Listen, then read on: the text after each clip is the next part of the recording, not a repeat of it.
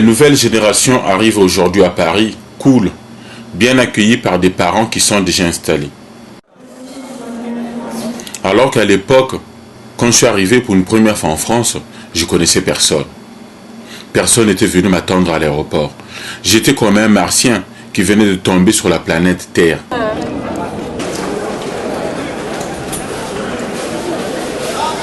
Je savais depuis Brazza qu'il fallait se rendre à la place de la République ou au numéro 20 de la rue Béranger.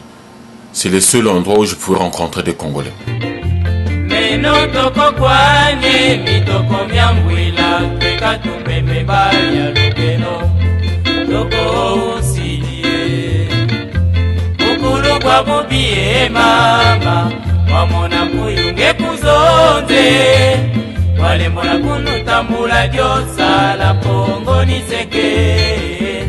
Sala za nzezeni za mpese Nenga mambulu ni mambwa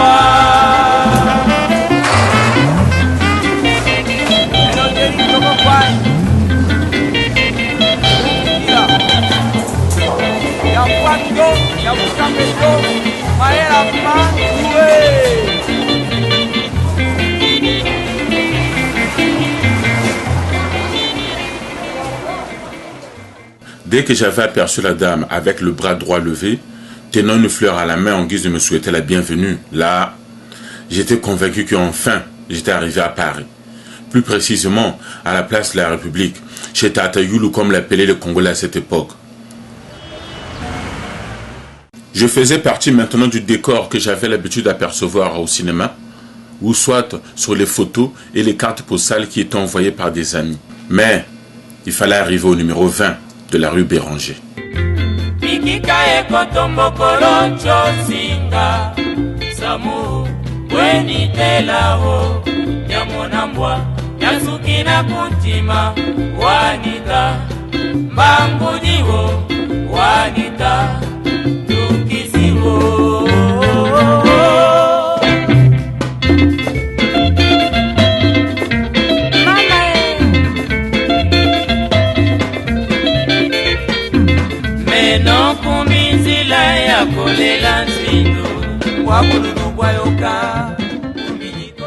Et bien voilà, le numéro 20 de la rue Béranger. C'était ici, la Mecque, maison des étudiants congolais, ici en France. Un monument qui a été mis en place par le premier président congolais, l'abbé Fulbert Youlou. Je suis arrivé ici en novembre 82, étant qu'aventurier. J'ai été bien accueilli par des amis qui étaient là avant. Ce qui m'a touché dans cette histoire, c'était le jour de la fermeture, une année plus tard. Ça m'avait rappelé un soir au village quand un serpent était rentré dans le poulailler.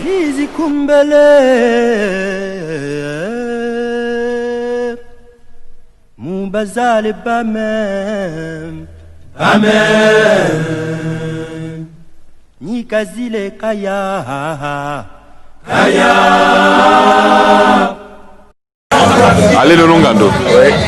Eh bien, les Congolais disent que Ntamawaïza. Et comme ça fait un bout de temps que tu es là, pour tout commencer, si je te parle de la Mecque, à quoi ça te fait penser? Moi, la Mecque, c'est un grand souvenir. C'est là où j'ai fait mes débuts. Vraiment, c'est attristé qu'on puisse vendre la Mecque. Parce que vraiment, c'était le point de départ pour tout Congolais qui est arrivé en France. C'est là où on a tout appris. Et vraiment, je suis très attristé pour qu'on puisse perdre cette Mecque. C'était un coin qu'on pouvait retrouver tout le monde qui était là avant nous.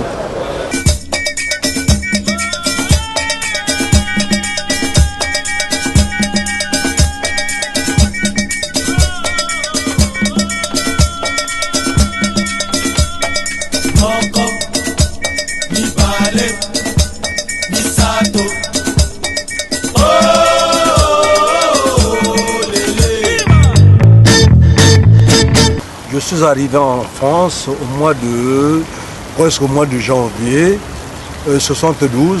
Le Congo nous avait envoyé ici pour préparer le deuxième Jeux africains qui était à Lagos, au Nigeria. Bon, et puis ils nous ont envoyé pour un stage. On a fait le stage. Bon, ils m'ont trouvé que j'étais presque meilleur. Dans ma catégorie, j'étais meilleur. Alors, ils ont voulu que je reste. J'ai dit non. Moi, j'ai été envoyé par l'État congolais, à la Fédération congolaise de boxe. Donc, je ne peux pas, parce que après, mes parents vont avoir des problèmes. Donc, comme je ne travaille pas, je suis disponible. Laissez-moi aller à Brazza d'abord, aller aux Jeux africains. Au retour, si vous avez besoin de moi, vous pouvez me faire appel et je vais revenir.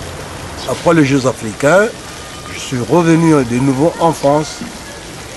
Et donc c'est à partir de là que tu as vécu à la Mecque alors? Oui, c'est à partir de là que j'ai vécu à la Mecque. Pourquoi que j'ai vécu à la Mecque? Parce que le monsieur qui m'a fait appel, le professeur, l'entraîneur qu'on appelle, l'entraîneur, bon, évidemment, bon, il y a eu un certain temps, je ne pourrais plus boxer dans le sens que je n'avais plus d'adversaire parce que j'étais, dans ma catégorie, j'étais plus fort que les autres.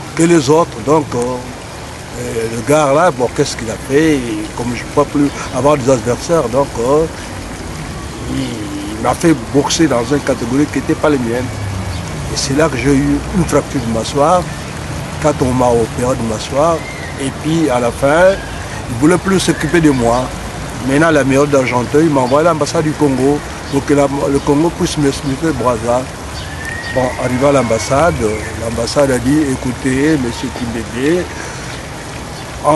d'abord, quand tu es venu pour la première fois, tu es à notre disposition, le Congo pourrait s'occuper de vous, mais là, on ne peut pas parce que tu es venu en aventure de nouveau, mais on va te montrer, pour le moment, il y a une maison qu'on appelle La Mecque.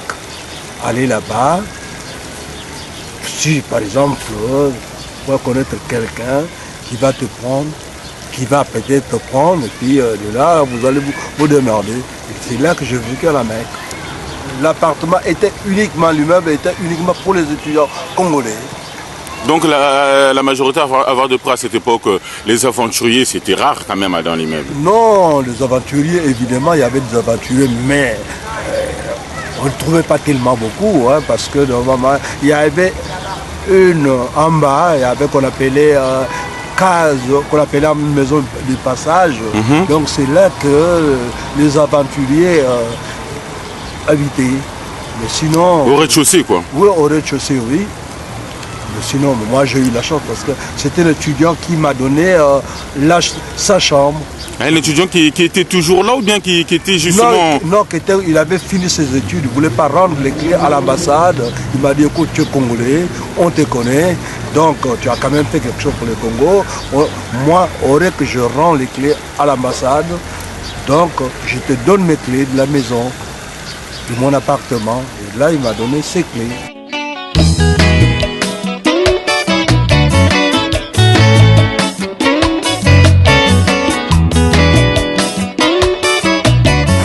C'est un grand souvenir en fait. Et quand on arrivait à peu près ici à République, est-ce qu'on avait la facilité de retrouver là où était située cette maison des étudiants congolais ou bien quand même il fallait avoir quelques tracasseries pour pouvoir se situer? Je vais te dire une chose, tu sais, il y a la bouche de métro là-bas.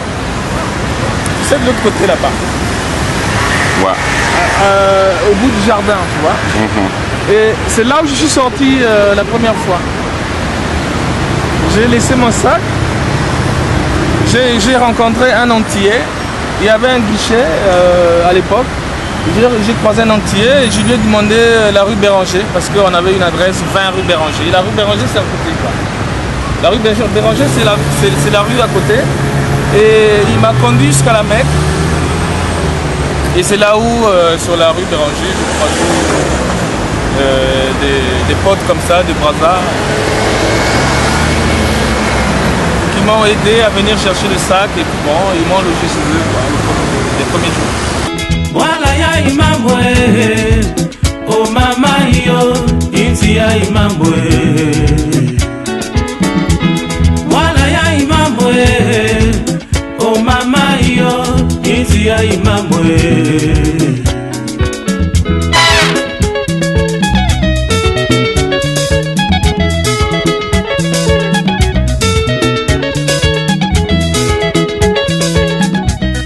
Mais tu sais, la famille africaine, quand tu es étudiant, tu es hébergé, tu as un espace, tu as de la place chez toi, bon, tu croises un frère qui vient d'arriver, qui n'a personne. Qu'est-ce que tu fais? Tu lui donnes une place chez toi? Moi j'habitais au 5e étage, chambre numéro 36. Disons, au début, beaucoup de choses en fait. Beaucoup de choses, pourquoi? Parce que c'est mon arrivée, c'est avant moi, c'est les étudiants et c'est après les aventuriers comme on dit. Mais en fin de compte, la Mecque, c'était quand même pour nous et pour moi, sincèrement, un endroit où je me suis épanoui, où j'ai retrouvé toute la famille en fait congolaise. Et cela m'a donné vraiment des ailes pour essayer de faire pas mal de choses en France. Ah oui, mais la Mecque, c'était les... Toi, disons que c'est un coin où on frimait la chaîne. C'était le royaume de Kitendi. Si on parle de la Mecque, c'est à partir de Kitendi. Parce que tous les Kitendistes venaient de la Mecque. Tout le monde. Si tu n'étais pas à la Mecque, si tu ne venais pas à la Mecque, toi, tu n'étais pas considéré Kitendiste. Tu faisais pas partie de la religion, quoi. Voilà. Donc, tout le monde qui passait par là, il faut que tu passes par la Mecque pour être dans la religion Kitendi. D'aujourd'hui, s'il y a par exemple la Firenze, qu'on parle de la Firenze, des héros qui étaient avec Papa Wemba, avec Nyerkos, avec moi, c'est fait dans la Mecque. À partir de Mpiako, Moulele, Mazouka, Yanono, Mystère, Jean-Romain, tout ce monde-là engendre les Kitendi. Parce que tous les Kitendistes, qu'ils soient du Zaïre, qu'ils soient du Congo Brazzaville, Congo Kinshasa, ils passaient par la Mecque. Si tu ne passes pas par là, ah mon frère, dis-toi que tu